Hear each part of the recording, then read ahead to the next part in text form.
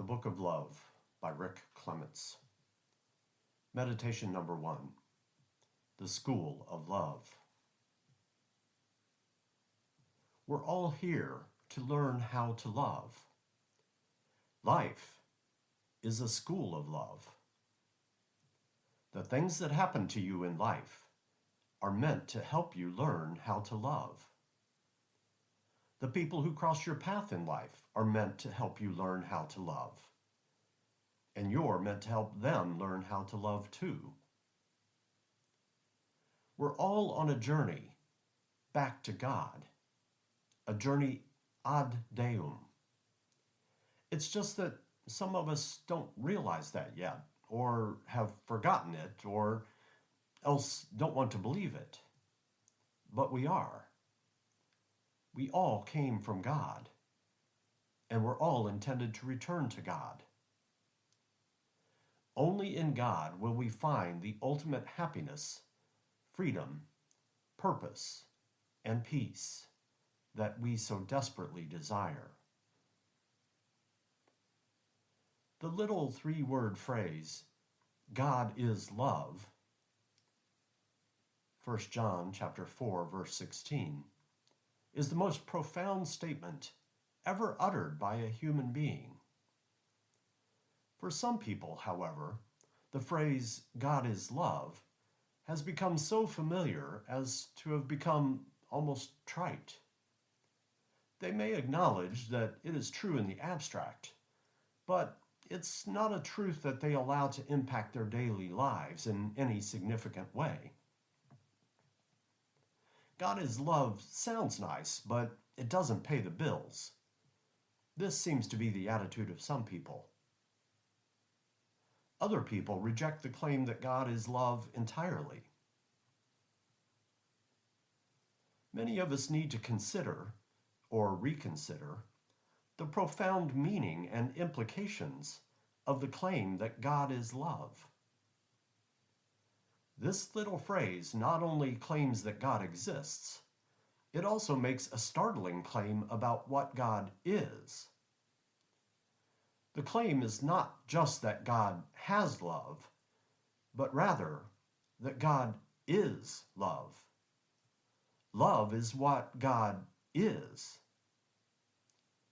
God's essence, the core of who and what God is love. Not thought or power or freedom or knowledge or any of the other things that we human beings might have expected or predicted to be the essence of God, but love. But God is love is not just a statement about God. It's also a statement about the nature of existence, the nature of life itself. God is not just one more being among many. God is not some super being with superhuman powers. Some atheists seem to derive pleasure from attacking such images of God, but that's not the God in whom we Christians believe. No, God is not just one more being among many. God is being itself.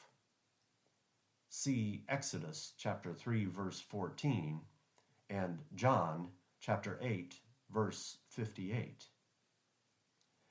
God is the mind behind all that exists, the mind that gave rise to all that exists, and that sustains everything in existence from moment to moment, the source and ground of all that exists, the uncaused cause of all that exists.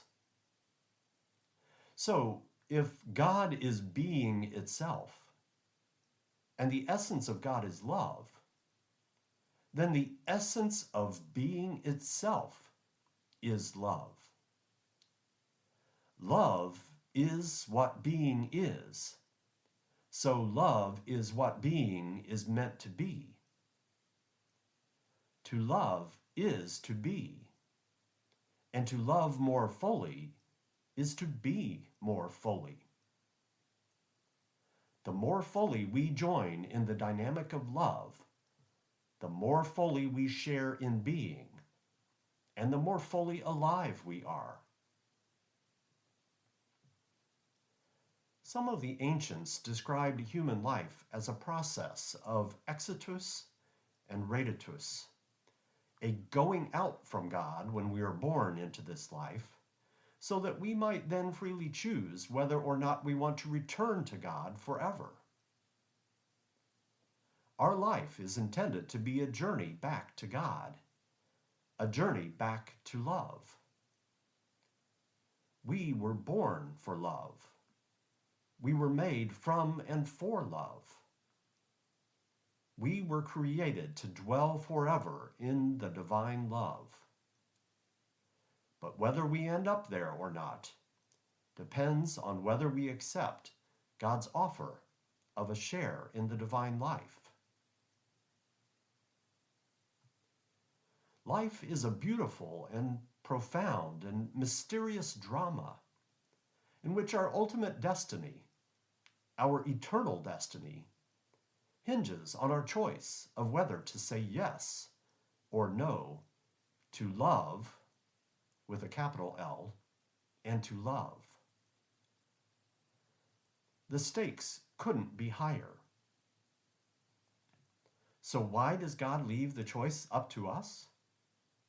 Again, it's because love, to be genuine, has to be both freely offered and freely accepted. God doesn't work by force, but rather by persuasion. God freely offers us the gift of a share in the divine life and love, but it's up to each of us to choose whether to accept the gift or not.